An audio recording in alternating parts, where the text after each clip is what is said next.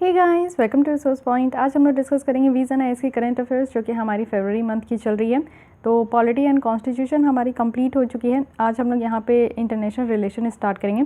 तो चलिए स्टार्ट करते हैं फर्स्ट आर्टिकल के साथ, जो कि है इंडिया और मॉरिशस। तो लास्ट लेसन में कुछ क्वेश्चन पूछी थी, उसे मैं यहाँ पे डिस्कस कर लेती हूँ।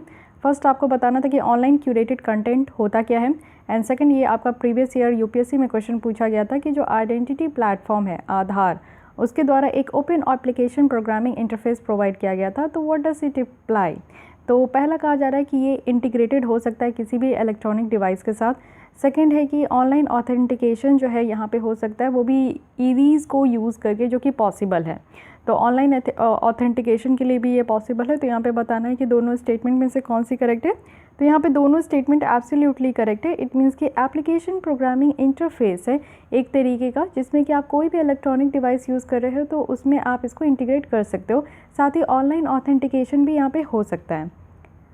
तो फर्स्ट है कि ऑनलाइन क्यूरेटेड कंटेंट क्या होता है। ऑनलाइन क्यूरेटेड कंटेंट उस तरीके की कंटेंट होती है जो कि लोगों की डिमांड के ऊपर बनाया जाए। जैसे लोग अगर जिस तरीके की चीज़ें देखनी चाहते हैं, उस तरीके का अगर डिमांड के ऊपर कुछ ऑडियो विजुअल कंटेंट होता है अदर देन न्यूज़ और करंट अफेयर्स कंटेंट, तो कुछ और भी मुद्दे होते हैं जिस पे बात करना चाहते हैं लोग, तो वैसे अगर कंटेंट बनाए जाते हैं तो उसको हम लोग ऑनलाइन क्यूरेटेड कंटेंट कहते हैं। तो ये दो क्वेश्चन हो गए। आज आपके लिए एक क्वेश्चन है, ये भी प्रीवियस ईयर क्वेश्चन से ही है। स्टेट इलेक्शन कमीशन के बारे में बताने की कौन सी स्टेटमेंट यहाँ पे करेक्ट है। फर्स्ट है कि स्टेट इलेक्शन कमीशन जो है इलेक्शन कंडक्ट कराते हैं पंचायत और म्यूनिसिपैलिटीज़ के। सेकंड है कि स्टेट इलेक्शन कमिश्नर को यहाँ पे अपॉइंट किया जाता है प्रेसिडेंट के द्वारा। तो यहाँ पे आपको बताना है कि करेक्ट कौन सी है। तो चलिए अब स्टार्ट करते हैं। यहाँ पे हम लोग अपनी इंटरनेशनल रिलेशन की फर्स्ट आर्टिकल, जो कि इंडिया और मॉरिशस के ऊपर है। तो सबसे पहले हम लोग मैप देखते हैं कि कहाँ पे इंडिया की लोकेशन है और कहाँ पे मॉरिशस है, हम लोग किसके बारे में बात कर रहे हैं। तो इस मैप में आप देख सकते हो कि ये है हमारा प्यारा भारत, और साथ ही साथ ये इंडियन ओशन है, जिसमें कि एक आइलैंड आपको देखने को मिलेगा। यहाँ पे है मॉरिशस, जो कि मडागास्कर के बहुत ही करीब है, इंडियन ओशन में आपको देखने को मिलेगा। ठीक है, तो ये लोकेशन देख लिए। अब हम लोग बात करते हैं कि क्यों हम लोग अभी इस रिलेशन के बारे में देख रहे हैं। तो इंडिया और मॉरिशस के द्वारा एक comprehensive economic and cooperation and partnership agreement यहाँ पे साइन किया गया, जो कि CECPA है। तो इसकी फुल फॉर्म ही याद रखनी है। ये पहली बार ऐसी ट्रेड एग्रीमेंट है जो कि इंडिया के द्वारा किसी अफ्रीका में कंट्री के साथ ये साइन किया गया है। तो ये चीज़ें आप ध्यान रख सकते हो। एग्रीमेंट जो है ये लिमिटेड एग्रीमेंट है, जिसमें कि क्या क्या बातों पे यहाँ पे साइन किया गया, किस किस मुद्दे पे एग्रीमेंट है। तो सबसे पहला है कि व्यापार करेंगे सामान का। दूसरा है कि rules of origin, it means कि कोई अगर मेड इन इंडिया है, मेड इन मॉरिशस है, तो ये रूल्स ऑफ ओरिजिन होगा, डिफाइन किया जाएगा उस प्रोडक्ट पे। साथ ही trade in service, technical barrier जो कि ट्रेड में होता है, सैनिटरी और फाइटो सैनिटरी जो है उसके ऊपर डिस्प्यूट सेटलमेंट किया जाएगा। अगर कोई भी तरीके की डिस्प्यूट है तो उसको भी सेटलमेंट करने की बात की जा रही है। नेचुरल पर्सन की मूवमेंट, यानी कि हम लोग भी मॉरिशस में और मॉरिशस से हमारे यहाँ भी लोग आ सकते हैं। Telecom, financial service, custom procedure और कॉपरेशंस जो भी दूसरे एरिया में, ये सारे कुछ ऐसे इंपॉर्टेंट टॉपिक है जिसके ऊपर एग्रीमेंट हुआ है। साथ ही अगर हम लोग देखें कि ये जो एग्रीमेंट है इंडिया और मॉरिशस के बीच में, यहाँ पे बहुत सारे एक्सपोर्ट आइटम्स भी जो इंडिया का है उसको भी कवर किया गया है, जिसमें कौन कौन से आइटम्स हैं। तो मेनली आपको टेक्सटाइल या फिर टेक्सटाइल आर्टिकल्स, इलेक्ट्रॉनिक आइटम्स देखने को मिलेंगे। मॉरिशस क्या है, मॉरिशस आप देखो कि बहुत ही ज़्यादा प्रेफरेंशियल मार्केट एक्सेस है इंडिया के लिए, और वो भी बहुत सारे प्रोडक्ट्स के लिए। दोनों साइड के हिसाब से अगर हम लोग देखें तो दोनों यहाँ पे नेगोशिएट करने के लिए भी रेडी हैं, वो भी ऑटोमेटिक ट्रिगर सेफगार्ड मैकेनिज्म को लेकर। और limited number of highly sensitive product के लिए है 2 साल का, जब से ये साइन हुआ है। तो अभी 2021 में ये साइन हुआ है, तो आप देखो कि 2 साल तक के लिए जो है यहाँ पे एग्रीमेंट किया गया है, वो भी हाईली सेंसिटिव प्रोडक्ट के लिए। अब सेंसिटिव प्रोडक्ट जो है उस तरीके की चीज़ें आपका आ जाता है, जैसे विमेन स्पेसिफिक यूज़ के लिए आप देख सकते हो, और भी ऐसी चीज़ें जो कि कुछ मेडिसिन वगैरह भी होती है जिसको सेंसिटिव प्रोडक्ट में आपका इंक्लूड किया जाता है। तो ये सारे जो हाईली सेंसिटिव प्रोडक्ट है उसकी लिमिटेड नंबर के लिए यहाँ पे साइन किया गया है, जो कि ऑटोमेटिक ट्रिगर सेफगार्ड मैकेनिज्म है। यहाँ पे क्या कि ऑटोमेटिकली यहाँ पे जो लेवीज है वो यहाँ पे इंक्रीज़ किया जाएगा एक बार अगर इम्पोर्ट हो जाता है। तो एक बार अगर किसी कंट्री में इम्पोर्ट हो जाता है तो उसके बाद जो यहाँ पे टैक्सेस वगैरह जो लगाया जाता है उसको ऑटोमेटिकली इंक्रीज़ भी कर सकते हैं। ये जो ऑटोमेटिक ट्रिगर सेफगार्ड मैकेनिज्म है, इसको एक इफ़ेक्टिव टूल जैसा कंसीडर किया जाता है कि व्यापार को बैलेंस करने के लिए 2 या 2 से ज़्यादा कंट्री के बीच में जब इस तरीके का ट्रेड एग्रीमेंट होता है तो उसको बैलेंस करने के लिए यहाँ पे एक ऑटोमेटिक ट्रिगर सेफगार्ड मैकेनिज्म भी लाया जाता है। साथ ही साथ ये हमारा जो ट्रांस पैसिफिक पार्टनरशिप है उसका भी ये पार्ट था। तो ये इसलिए इस मुद्दे को याद रखना है। क्या पता आपसे ये भी पूछ लिया जाए कि what is automatic trigger safeguard mechanism.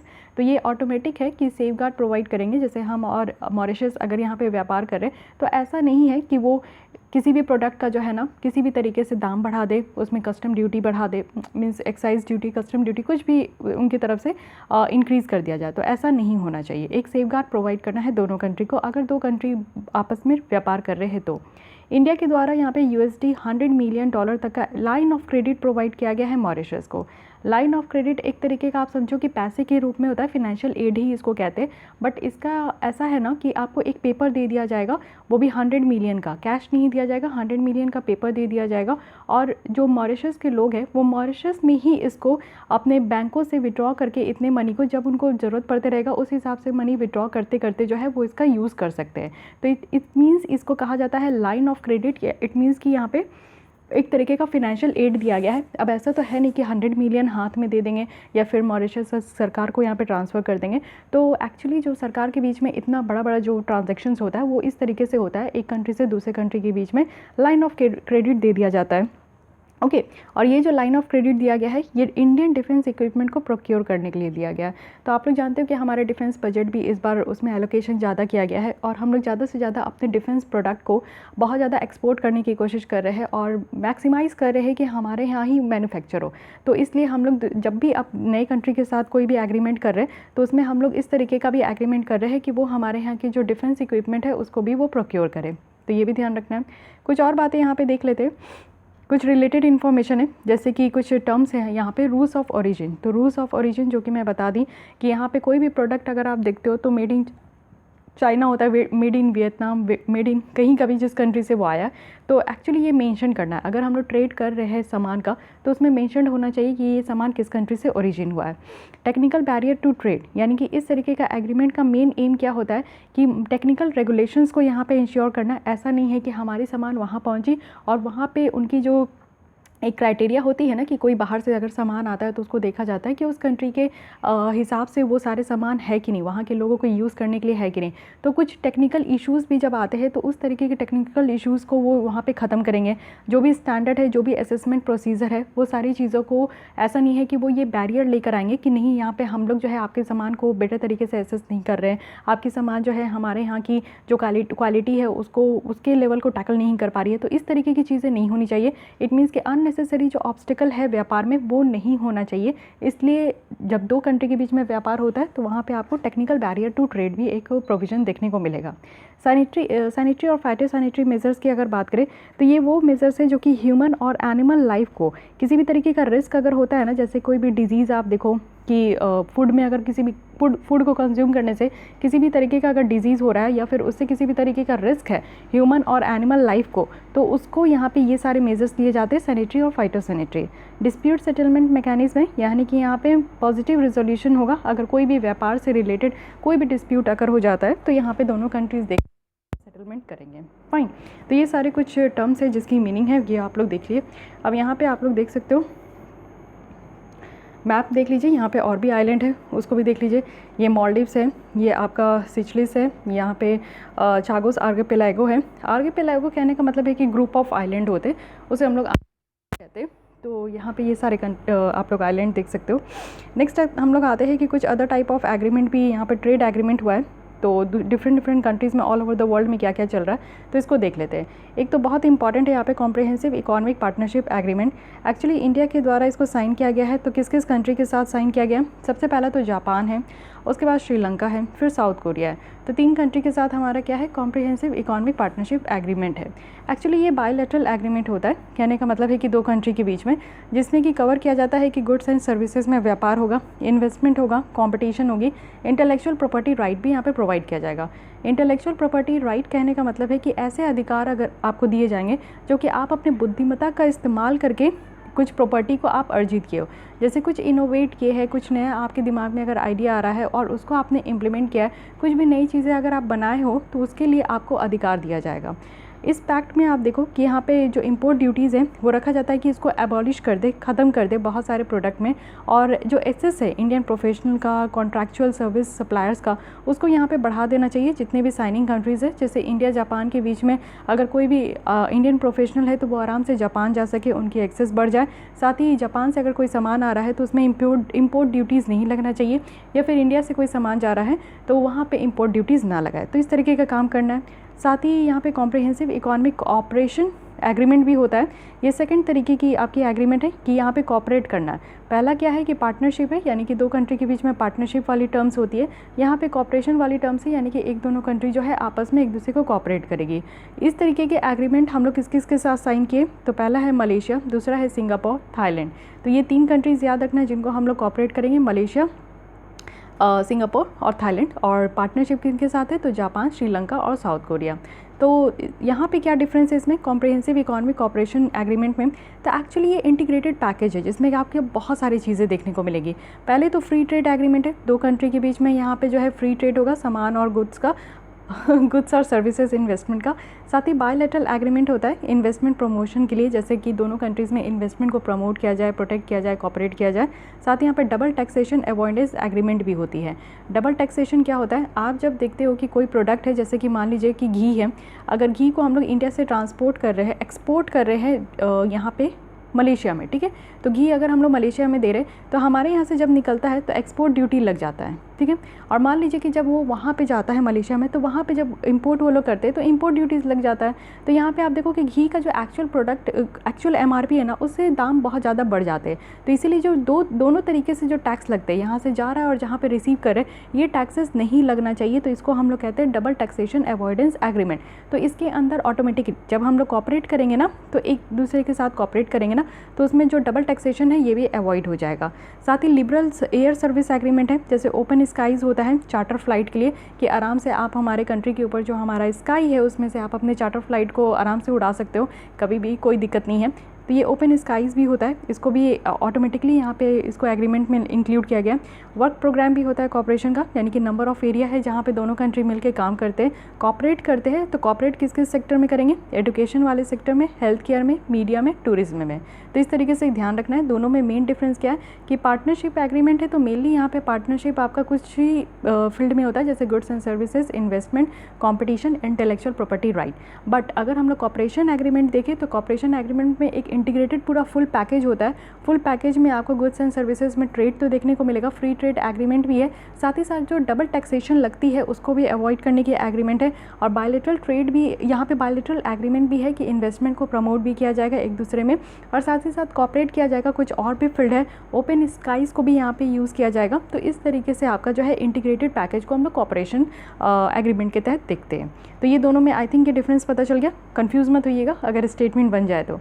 Free trade agreement है, यानी कि एकदम फुल्ली एकदम फ्रीली आप ट्रेड कीजिए। इस तरीके का दो कंट्री या दो से ज़्यादा कंट्री जो है इस तरीके के एग्रीमेंट कर लेते हैं, जिसमें क्या है ना कि इंपोर्ट और जो एक्सपोर्ट है ना उसकी जो बैरियर है वो कम हो जाती है। यानी बहुत सारे कंट्रीज़ ऐसे हैं जो कि दूसरे कंट्री के सामान को रोक देते हैं, वो नहीं उसको एक्सेप्ट करते। तो ये एक्सेप्टेंस जो है ना वो ऐसा नहीं होना चाहिए कि उनके पोर्ट में जाकर हमारा सामान खड़ा है वो एक्सेप्ट करें, और कोई भी तरीके का बैरियर नहीं आना चाहिए। तो इसलिए फ्री ट्रेड एग्रीमेंट किया जाता है। नेक्स्ट है preferential trade agreement. So what is this, ये एक यूनिलैटरल ट्रेड प्रेफरेंस है। जैसे कि आप देखो कि जनरलाइज सिस्टम ऑफ प्रेफरेंस है स्कीम है ना, जैसे US में आप देखोगे कि प्रेफरेंस देना प्रेफरेंशियल की, जैसे कि अगर यहाँ पे मलेशिया, इंडोनेशिया है तो दोनों आप देखो कि मिल्क प्रोडक्ट में बहुत ज़्यादा आगे हैं। तो मुझे अगर मुझे कर्ड मंगवानी है इंडिया में, तो मैं मलेशिया का ना मंगवा के मैं प्रेफर करूँगी कि मुझे इंडोनेशिया का कर्ड चाहिए। तो ये क्या हो गया कि इंडोनेशिया की अगर कर्ड हमारे पोर्ट में आता है तो मैं इसे अलाउ कर दूँगी, इसे नहीं अलाउ करूँगी। तो एक तरीके का हो गया कि प्रेफरेंशियल ट्रेड एग्रीमेंट, यानी कि प्रेफरेंस देना, ठीक है। तो टैरिफ यहाँ पे रिड्यूस हो जाता है, और कम से कम आप देखो कि यहाँ पे लो या फिर जीरो कुछ प्रोडक्ट में तो यहाँ पे टैरिफ लगते भी नहीं है, या लगते भी है तो बहुत कम लगते हैं ये प्रेफरेंशियल ट्रेड एग्रीमेंट में। ये तो बेसिक बातें हो गई, लेकिन इससे भी बेसिक बातें हमें ये देखना है कि हमारा और मॉरिशस का रिलेशन कैसा है डिफरेंट सेक्टर में। तो अगर हम लोग इकोनॉमिक रिलेशन हम लोग अपना देखें तो बायलैटरल ट्रेड, यानी कि दो कंट्री के बीच में ट्रेड होती है तो उसे बायलैटरल कहते हैं। तो यहाँ पे आप देखो कि हमारे बीच में जो ट्रेड है वो 2019-20 में कितना था, तो $690 मिलियन का था। इस स्पेशल पैकेज, इस इकोनॉमिक पैकेज है जो कि इंडिया के द्वारा 2017 में लाया गया था। तो बहुत सारे प्रोजेक्ट हैं, जैसे मेट्रो एक्सप्रेस प्रोजेक्ट है, न्यू सुप्रीम कोर्ट बिल्डिंग, ये सारे कंप्लीट किए गए हैं और इसको एक ऑपरेशनल बेसिस में बहुत जल्दी से ये आपका ऑपरेशन में भी आ जाएगा, यानी स्टार्ट हो जाएगा। इट मीन्स कि हमारा और मॉरिशस में यहाँ पे the new supreme court building भी है, यानी कि हमारे द्वारा मॉरिशस में सुप्रीम कोर्ट की बिल्डिंग भी बनाई गई है। मेट्रो एक्सप्रेस प्रोजेक्ट में भी हम लोग पार्टिसिपेट कर रहे हैं।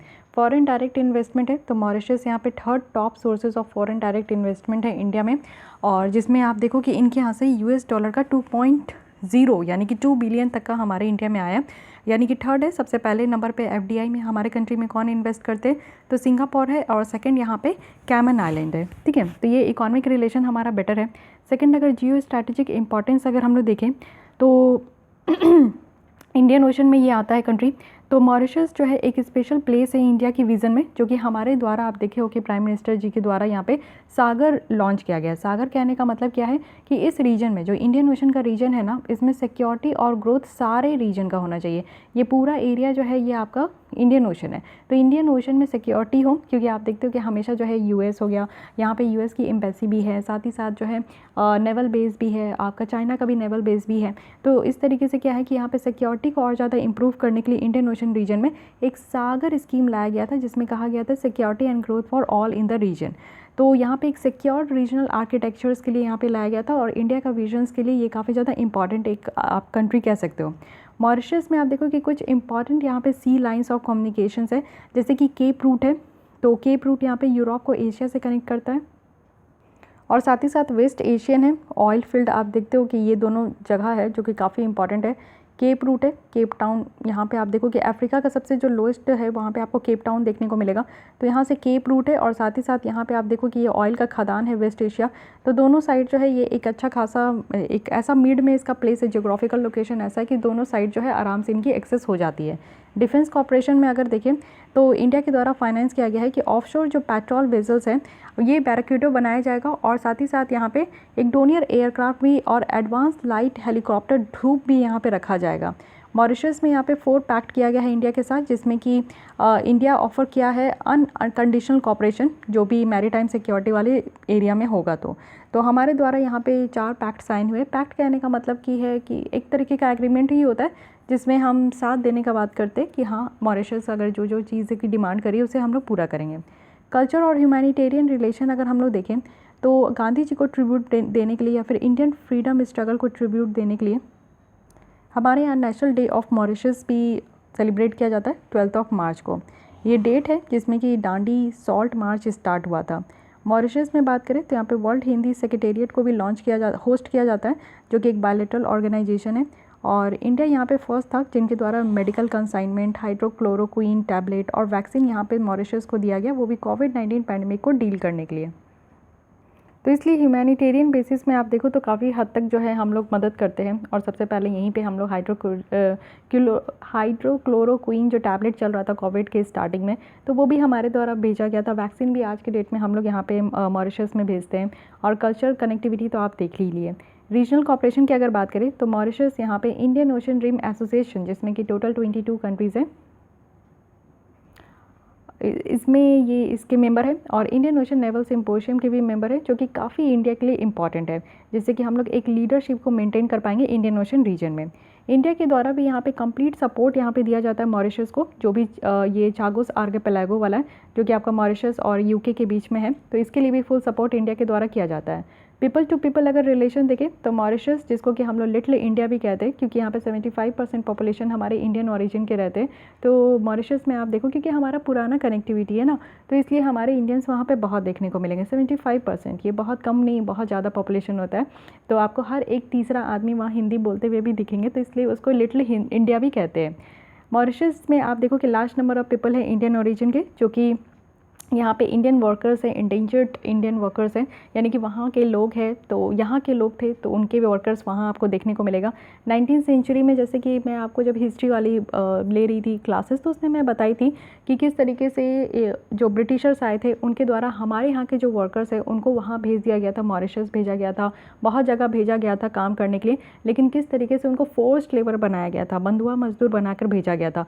तो अभी भी आज के भी डेट में वैसे लोग हैं वहाँ पर, उनकी जो भी फैमिली है जो कि फैमिली मेम्बर न्यू जनरेशन से, तो वो भी इस तरीके का काम करते हैं, तो ये भी ध्यान रखना है। अब yes, double taxation avoidance agreement है क्या, इसको समझ लीजिए।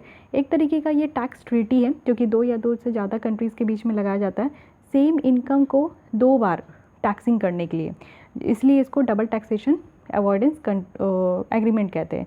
ये एक लिवाई ऑफ टैक्स होता है जो कि 2 या 2 से ज़्यादा कंट्री जो है सेम इनकम या सेम एसेट या फिनेंशियल ट्रांजैक्शन के ऊपर लगाती है।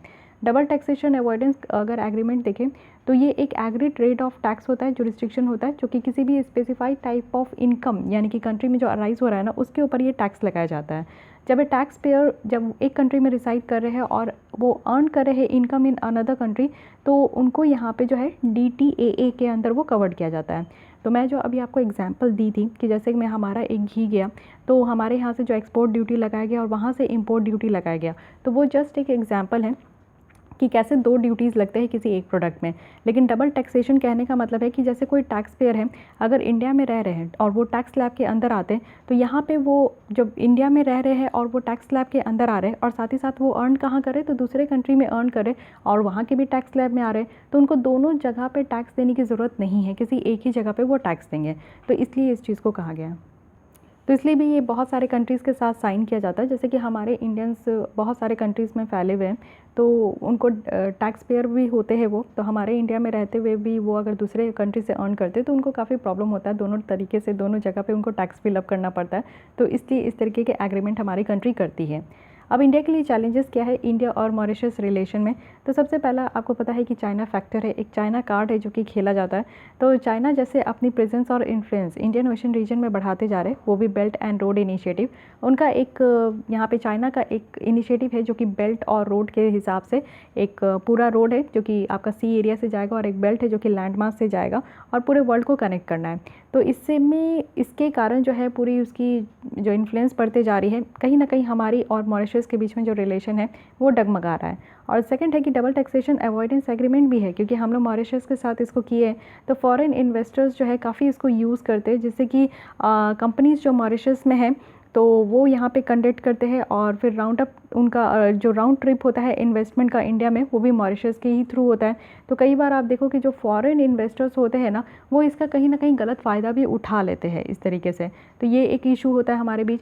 साथ ही एगलिगा आइलैंड है एक, तो इंडिया का प्रोजेक्ट जो यहाँ पे एगलिगा आइलैंड के लिए है ना, जो कि मॉरिशस का है, तो वो डिसक्वाइट है, यानी कि जो मॉरिशस के लोग हैं वो इससे ज़्यादा खुश नहीं है, वो काफ़ी अपोजिशन करते हैं यहाँ पे कि ट्रांसपेरेंसी और इन्वायरमेंटल कंसर्न को लेकर। क्लाइमेट चेंज भी है, सस्टेनेबल डेवलपमेंट और जो ब्लू इकॉनमी की बात की जाती है, ये एक आप देखो कि एक्सटेंशियल यहाँ पे चैलेंजेस है मॉरिशस के लिए। तो इंडिया या फिर नेबरिंग आइलैंड स्टेट है। तो बात अगर हम लोग करें कि चैलेंजेस क्या है इंडिया और मॉरिशस के रिलेशन में, तो सबसे पहला चैलेंजेस है चाइना कार्ड चाइना फैक्टर, क्योंकि इंडियन ओशन में चाइना अपनी इन्फ्लुएंस को और वर्चस्व को, प्रेजेंस को बढ़ाने का कोशिश करता है हमेशा, और इसका जो एक बहुत बड़ा इनिशिएटिव है बेल्ट एंड रोड इनिशिएटिव, जिसके थ्रू सारे पूरे ऑल ओवर द वर्ल्ड में वो कनेक्टिविटी फैलाना चाह रहा है। तो इस हिसाब से जो है मॉरिशस इस तरीके के इनिशिएटिव को साइन किया हुआ है। तो इसलिए कहीं ना कहीं ऐसा लगता है कि कहीं चाइना के गोद में जाके ना बैठ जाए, क्योंकि ऐसे ऐसे छोटे छोटे जितने भी कंट्री आइलैंड है वो चाइना के इन्फ्लुएंस में आ जाते हैं। सेकेंड प्रॉब्लम है यहाँ पे डबल टैक्सेशन अवॉइडेंस एग्रीमेंट। जैसे कि अभी मैं बताई, तो ये चीज़ सुन के आपको अच्छा लग रहा होगा कि चलो लोगों के लिए बेटर है, लेकिन आपको पता है जहाँ अच्छाई है वहाँ बुराई भी है। कुछ फॉरेन इन्वेस्टर्स है जो कि इसका गलत तरीके से फ़ायदा भी उठाते हैं, तो इसलिए भी ये एक कंसर्न है।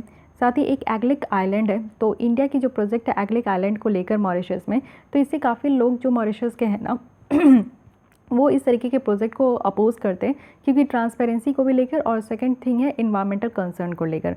क्लाइमेट चेंज की अगर हम लोग बात करें, तो सस्टेनेबल डेवलपमेंट और जो ब्लू इकॉनमी है वो आज के डेट में एक चैलेंज लेकर आई है मॉरिशस और इंडिया और साथ ही नेबरिंग आइलैंड स्टेट के लिए भी।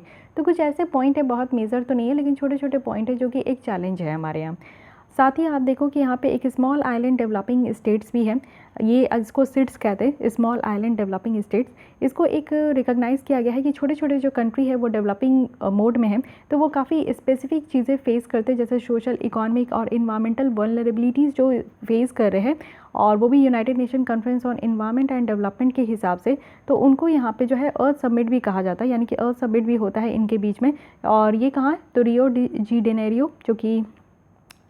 जेनेरियो जो कि ब्राज़ील में। तो ये 13-14 जून को 1992 में हुआ था, तब से ये निकल कर आया है स्मॉल आइलैंड डेवलपिंग स्टेट। तो ये रिकॉग्नाइज़ किया गया है और ये स्पेशली जो है एजेंडा 21 यहाँ पे बनाया गया है। तो 3 ज्योग्राफिकल आपको रीजन देखने को मिलेगा जिसको कि लोकेशन ऑफ सीड्स के अंदर लाया गया है। एक तो है कैरिबियन, दूसरा है पैसिफिक एंड अटलांटिक, तीसरा है यहाँ पे आपका Indian Ocean and fourth one is Mediterranean and South China Sea. तो ये कुछ ऐसे एरिया है जहाँ पे आपको सीड्स देखने को मिलते हैं, यानी कि जो स्मॉल आइलैंड डेवलपिंग कंट्रीज़ है उनको यहाँ पे इंक्लूड किया गया है। फाइन, तो एजेंडा 21 के ऊपर इनका काम होता है। वे फॉरवर्ड अगर हम लोग देखें तो हमें सबसे पहली ज़रूरत है कि यहाँ पे डबल टैक्सेशन अवॉइडेंस एग्रीमेंट है, इसको रिवाइज़ करने की ज़रूरत है। जो भी गैप है, जैसे भी यहाँ पे टैक्स फिल करना है और टैक्स इवेजन की जो भी चीज़ें हो रही है, कुछ गलत बातें भी हो रही है, फॉरेन इन्वेस्टर्स इसका गलत तरीके से इस्तेमाल कर रहे हैं, तो उसको हम लोग को टैकल करने की ज़रूरत है। साथ ही चाइना की जो हेजेमनी है ना, उसको काउंटर करने की बहुत ज़्यादा ज़रूरी है। चाइना जिस तरीके से बढ़ते जा रहा है और जो अपना बेल्ट एंड रोड इनिशिएटिव को लेकर आया है, उससे कहीं ना कहीं हमारी जो रिश्ते हैं ना ही सिर्फ मॉरिशस के साथ और भी कंट्रीज़ के साथ बिगड़ भी सकते हैं। तो इसीलिए हमें और भी जो अदर सेक्टर्स है उसमें हमें दूसरे कंट्रीज़ के साथ, अगर हम लोग मॉरिशस की ही बात करें तो हमें अपने रिलेशन को बूस्ट करने की ज़रूरत है। ठीक है, स्मॉल आइलैंड जो डेवलपिंग स्टेट है, इंडिया को यहाँ पे काम करना चाहिए इस तरीके की ऑर्गेनाइजेशन में जिसमें हमारा मॉरिशस भी इंक्लूड है। तो उनकी जो सोशल, इकोनॉमिक और इन्वायरमेंटल वल्नरेबिलिटीज़ है, उन सारी चीज़ों को भी हम लोग को ओवरकम करने के बारे में सोचना चाहिए। तो अगर हम लोग को दूसरे कंट्रीज़ के साथ अपनी रिलेशन को बेटर करनी है तो ऑब्वियस है कि उनको बेटर प्रोविज़न भी प्रोवाइड करना हमें ज़रूरी है। सो ये पूरी आर्टिकल रही जिसमें कि हम लोग इंडिया मॉरिशस के बारे में देखें। फिर से एक बार हम लोग यहाँ पे रिवाइज कर लेते क्या पढ़े। तो सबसे पहले एग्रीमेंट साइन हुई है। ये आपसे डायरेक्टली पूछा जा सकता है कि ये एग्रीमेंट इंडिया और किस कंट्री के साथ हुई है, जो कि है comprehensive economic cooperation and partnership. अभी हम लोग देखें यहाँ पे कि एक होता है यहाँ पे कॉपरेशन एग्रीमेंट और दूसरी होती है पार्टनरशिप एग्रीमेंट, बट इन दोनों को जोड़कर जो यहाँ पे आपका निकल कर आया है वो हम लोग इंडिया और मॉरिशस के साथ यहाँ पे ये एक आपका साइन हुआ है। ठीक है, ये पहली बार ऐसा है। मॉरिशस की लोकेशन भी आप देख लिए हो, साथ ही साथ यहाँ पे और भी तरीके के जो एग्रीमेंट होते हैं, ट्रेड एग्रीमेंट है उसके बारे में भी आपने देख लिया। अब इंडिया और मॉरिशस की रिलेशंस जो है वो economic relation, geo strategic importance, defence cooperation, culture और ह्यूमैनिटेरियन रिलेशन, चाहे रीजनल कॉपरेशन हो, पीपल टू पीपल कॉन्टैक्ट हो, सबके बारे में हमने देखा। चैलेंजेस भी देखे। चैलेंजेस में सबसे बड़ा जो है, कोई भी रिलेशन आप इंडिया के साथ लिखोगे तो उसमें चाइना फैक्टर ज़रूर लिखना। और वे फॉरवर्ड है, जहाँ पे भी हमारी चैलेंजेस है हमें काम करना भी है उसी फेज़ में, उसी जगह पे जहाँ पे हम लोग ये सारी जो प्रॉब्लम अराइज हो रही है उसको हम लोग टैकल कर सकें। फाइन,